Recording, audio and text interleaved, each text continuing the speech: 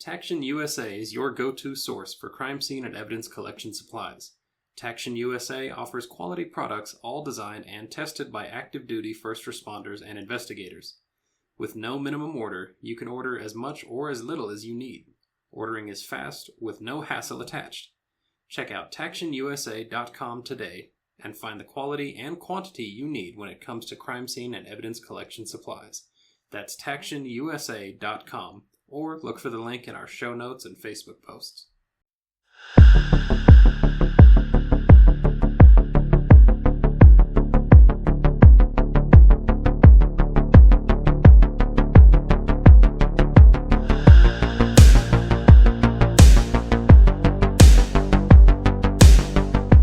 Hello everybody, and welcome back once more to Crossing the Tape. This time we bring you a fanciful story of blood and mystery. It's not fanciful, per se. Fancy? No. We'll work on it, but Fascinating, that's the word. what you need to know is that the blood doesn't lie. Yes.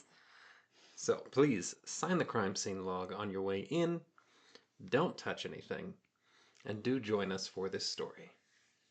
Yes, and I came across this story actually when I was researching for some other things, and I thought was interesting. Is one I hadn't heard before, and as you know, we like to bring you cases for the most part, except for our news segment. We like to bring you things that you haven't heard of. Yeah, a little less publicized. I hadn't heard of this either. Right. Forensic science is one of the most fascinating sciences in existence. There are several different areas of focus when it comes to forensic sciences. DNA and fingerprints seem to be in the headlines a lot. However, one of the other most fascinating disciplines is blood spatter analysis. And I will say it is spatter, it is not splatter. If you hear someone say blood splatter analysis, they don't know what they're talking about. It is spatter. Sometimes if I'm cooking and I make a mess, I like to say, oh, there's been a splatter, just to see the response I get. Don't try that. Blood spatter analysis began in 1895, at least the initial study of it. Finally, it wasn't until 1957 that blood spatter analysis was accepted as valid evidence in the court of law, which I thought was interesting. I really didn't know. Yeah, it took nearly 60 years of studying this Right. for experts to say, yeah, we can rely on that. And I've had plenty of classes. I will say I would like to learn more about it someday, but I've had enough that it is fascinating, and you can read blood spatter as if it's a book telling you what happened. Always look for the void. Right. It's a good thing that now it's globally accepted as bona fide proof, because many cases have been solved through this type of analysis, including this one. In 2007, in the United Kingdom, a decedent by the name of Gareth MacDonald was found in a Travelodge motel room. The victim was only 30 years old. Upon the discovery of the body, it was apparent that he had several wounds to the head. MacDonald was found on the ground floor of that motel, which when I read that aspect of it, I'm like, ground floor. So could this be like a robbery? Could it be, robbery gone bad? Yeah. I don't like to stay on the ground floor of any hotel because of this reason. I like to be less accessible. Right. Put me on the 30th floor where nobody knows where I am. In a corner. Back to the wall. The scene had a lot of blood, in particular on the bed sheets, and it was believed that the murder weapon was actually a fire extinguisher. So we can assume blunt force trauma. Yeah, and I imagine they could tell the likelihood of the weapon because of the pattern of the wounds. Probably. Or the shape. Right. According to some articles we came across, there are some other interesting aspects of this particular case.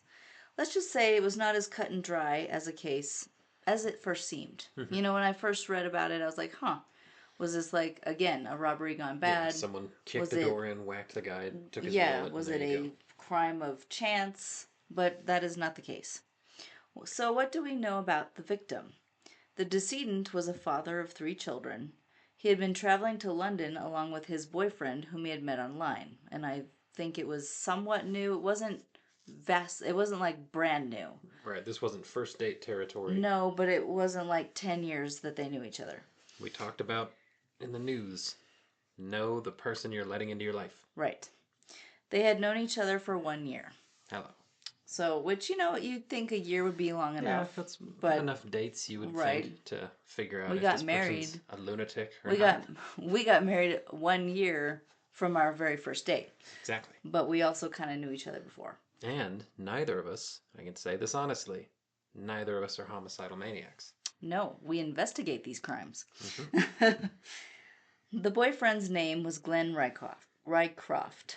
Of course, police interviewed the boyfriend first because every time there's a murder and there's a spouse or a significant other involved, they are the first suspect. Yeah, they're either gonna know the most or be right. the suspect. Rycroft told authorities that when he last saw his boyfriend, he was alive and well. He stated that he had left the hotel room at 7 a.m. and then came back a few minutes later to find MacDonald deceased. Which I'm like, a few minutes? Yeah. You didn't, and I couldn't find like an exact timeline. I think it was under 15. So I find that very suspicious. And especially with the type of death. Right. We've got someone was beaten to death. Right. It wasn't a gunshot wound, which could happen in seconds. Right. Rycroft had blood on him from the victim, and his fingerprints were later found on the murder weapon, which is pretty damning, but it doesn't necessarily mean it was him. Right. However, given the fire extinguisher, sure, he could have laid a hand on it right. at some other point, unrelated to Oh, look, the there, Yeah, look here. We're safe. I don't know. In case we need it, it's right here. Rycroft claimed that this was because he had tried to hug his boyfriend, which sounds odd to me, since it seems like a loved one's first reaction would be to try to save their life, not just gather them up.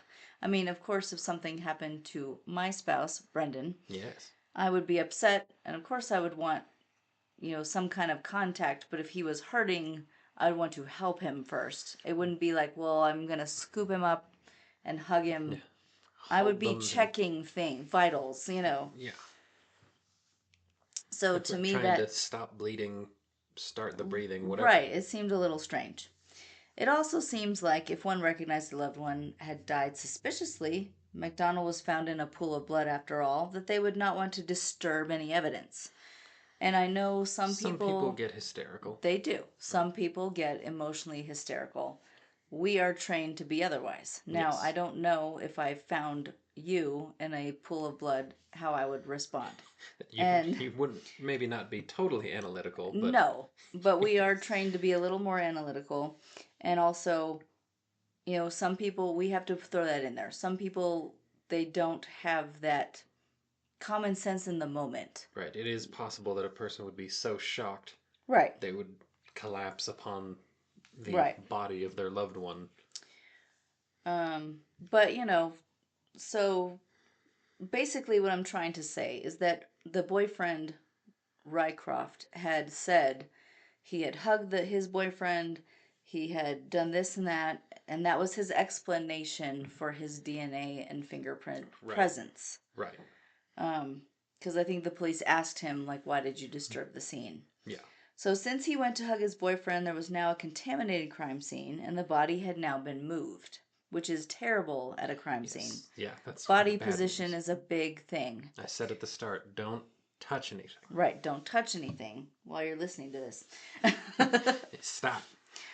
Rycroft claimed that he loved MacDonald and he wanted to marry him. Law enforcement had little to go on at that point, so they decided to bring an expert in, Dr. Philip Abnell.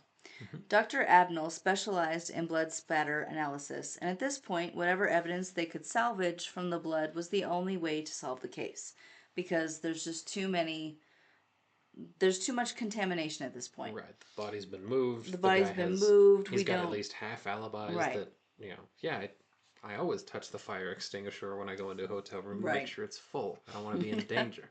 I always check the level. So at this point, they don't have a whole lot to go on. So it was very fortunate that they had Dr. Abnell. And honestly, I hadn't heard of this person, but he seemed to know his stuff. And luckily, the offender didn't take the time to scrub all the blood off the walls and clean up the scene any further. But before we go into more evidence that they did have, We will have a word from our friends at the National Investigative Training Academy. Interested in investigation and security?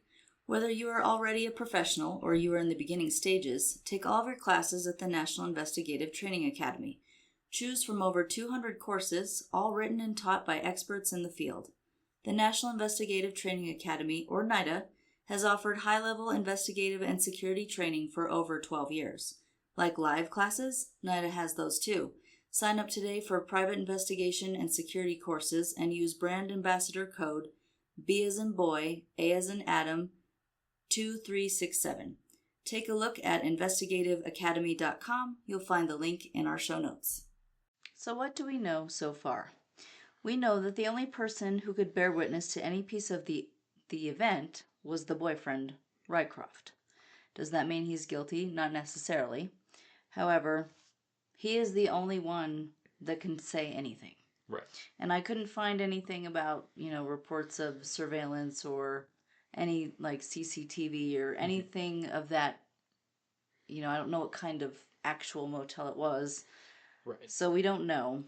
But as far as I could see, there was no other witness. Right. There's nothing indicating someone else came into the room at any point. They were together. He left. He came back 15 minutes later or less, from what I could find, and the boyfriend was dead. Yeah. We also know that Rycroft moved the body and contaminated the scene, whether that was intentionally or it was because, in the moment he didn't, some people don't have that pause when they see a loved one hurt. No. So we don't know at this point, but we know that occurred. Yes. So this begs the question, was any of this on purpose as far as Rycroft is concerned? Right. Was this a crime and a cover-up, or was this panic? So police had brought in a blood spatter expert, Dr. Abnell, to help them assess the little evidence they did have. Because unfortunately, they have all this they have the fingerprints, they have this, and they have that. But when it's contaminated and the body is moved, it's very difficult to work with.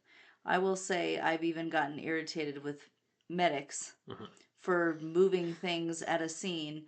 Now, I know they're trying to do their job, and I appreciate what they're doing. But I'm sorry, sometimes the person is deceased upon arrival. And I know they have to check, and I appreciate that. But I always checked body cams of first responders what was kicked out of the way to see what was moved so that I could assess the situation from there. Anyhow, they collected the right shoe of Rycroft as it had a blood stain on it. And the presence of blood itself was not that significant, given he already had claimed he had moved the body. He hugged the victim. The victim was in a pool of blood. Probably the whole thing was filled with emotion. But what was significant was that the type of blood spatter pattern on it was impact spatter. Now, without getting into weeds, as I totally could, and when we started putting this together, I started going down the nerd path of blood spatter analysis. I thought, no, that might be for another day. But impact spatter can only be present if the person was there for when the blood incident occurred. So the only way for an impact spatter to appear is if you were in the room when the incident happened. So that is why it was so significant that Rycroft had blood on his shoe. So, yes, the presence of blood, nobody cares at this point. Right. But the type of blood, it being an impact spatter, told a little bit more of the story. An impact spatter, as I said, happens when an object, hits a blood pool, and the pattern is usually more circular in nature, and you can only have impact spatter on you if you are in the room at the time of the blood incident. Right. So Dr. Abnell noted that most of the blood found on the shoe were small patterns, but the most significant was that impact spatter. According to Dr. Abnell, smaller blood patterns do not travel as far as other types of blood spatter, and this means that the boyfriend of MacDonald was likely close when the incident occurred. So just the impact spatter alone already says that he's not telling the truth. Right. Whatever he said Whether he So, did it or not, he was in there. And the thing is if there was a third person, wouldn't you think he would have said that? Right. What motive would he have to say, well, there's another guy here waving a fire extinguisher around? Right. He was trying to rob us. He said he was going to bludgeon us. And then he just went at it, He said this thing's due for an inspection. No. Something. All right. So what does all of this mean? Does it mean Rycroft was guilty or innocent? As more and more of the investigation was looked into, Rycroft even stated that he had found his partner injecting himself with vodka and cleaning fluid. So all of a sudden, his story changed from I left my partner, he was fine, he was alive and well, we were good, and I came back and he was dead, to, he was horribly maimed. I think he was maimed, he was suicidal. Like, that's what he's implicating at this point. Right. Yeah. All right. Let's say he injected himself with 100 gallons of vodka and Windex. 1,000 ounces of Windex. How do you explain that he was beaten into, I would imagine, a barely recognizable mess? Right, and I'm not sure. I didn't quite see that kind of detail. But all of a sudden flipping the story to... Well, he may have been suicidal. And then I'm thinking, so where were the syringes? And toxicology would clear this up. Right, and did you guys bring vodka and cleaning fluid to the hotel with you? Which is odd. But even still, well, he was suicidal. So are you saying he beat himself with a fire extinguisher? Later, it would come to light that Rycroft had searched suicide tactics and chose that one to lie about his partner's death, which tells me he is not very intelligent. The very least... That's something we can check for pretty easily. Right. Toxicology, injection marks, a syringe, the fluid, and vodka. I mean, what a poor excuse. Right. And if you're going to insist that someone is suicidal, that's the method that you come up with. Oh, you know how people do. They take alcohol and Windex. And then they bludgeon themselves to death with a fire extinguisher. They inject it and then they jump on the fire extinguisher. This isn't even a good lie. No. Like, he's obviously lying, but it's not even an attempt at a passable lie. No. So the blood in this case did not lie and ultimately solved it. Remember that originally Rycroft said he left MacDonald for a few minutes, came back and found him dead in a pool of blood. However, the blood evidence itself showed that Rycroft was there at the time of death. Of course. The blood on his shoes, plus Dr. Avenel pointed out that small blood evidence on the suspect's pant legs. That was where the other evidence was. It was the shoe and the pant leg. And I think some other areas of the room, but the shoe and the pant leg were the most important. Yeah, that he had to have been in the room at the time of death. Right. That's what impact spatter is. So all of that told the story that he was there at the time of MacDonald's death. Between the latent fingerprints found on the fire extinguisher, which was determined to be the murder weapon, and the blood on Rycroft's pants and shoes, as well as some additional stains found on bed sheets, he was found guilty in 2009. So 2 years later, he was sentenced to life in prison with a minimum of 25 years behind bars. Hello. Rycroft has conned several fellow students, so there's more. So before this trouble, he was a con man. He had conned several students while attending university. Some gave him their life savings for an investment scheme. He was almost caught in that lie and then alleged he had cancer and went so far as to shave his head. Dude. When people accused him of being deceitful and lying, he would point the finger at them and say they were being insensitive to his illness. What a jerk. What a just piece of you-know-what. Scum. The worst. I mean, so who knows what his motive behind killing MacDonald was. Yeah, he's dating this guy for a year and then kills him. I couldn't find a whole lot. I kind of have the feeling he was a businessman. I do not know.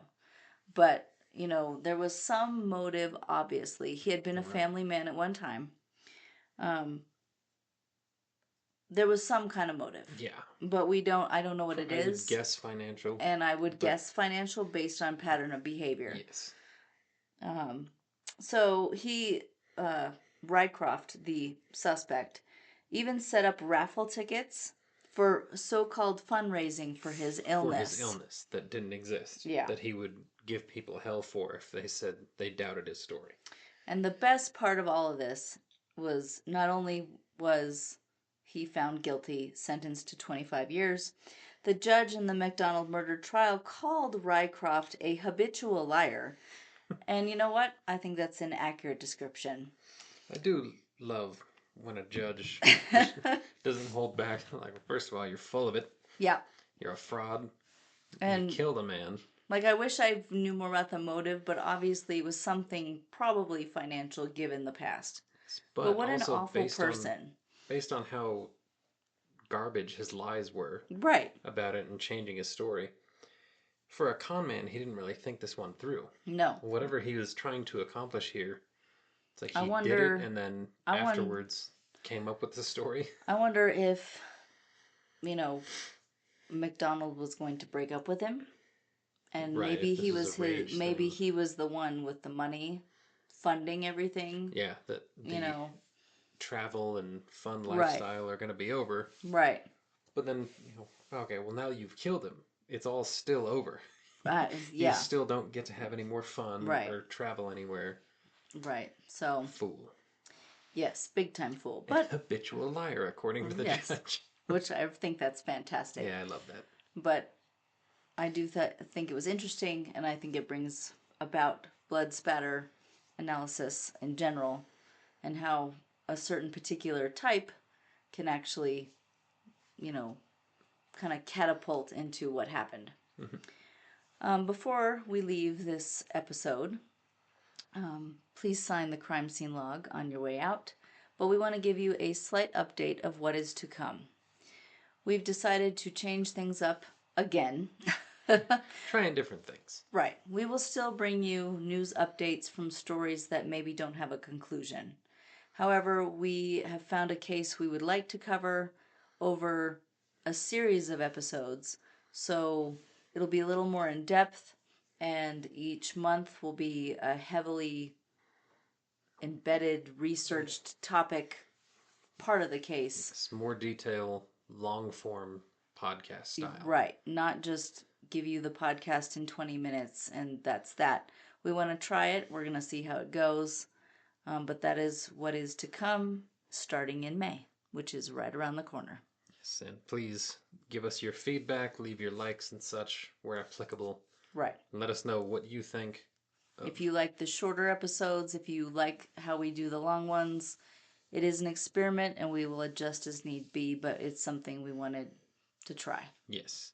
So, with that said, please stay safe. Don't get into relationships with nefarious people if you can help it. That's the theme of this month. Yeah.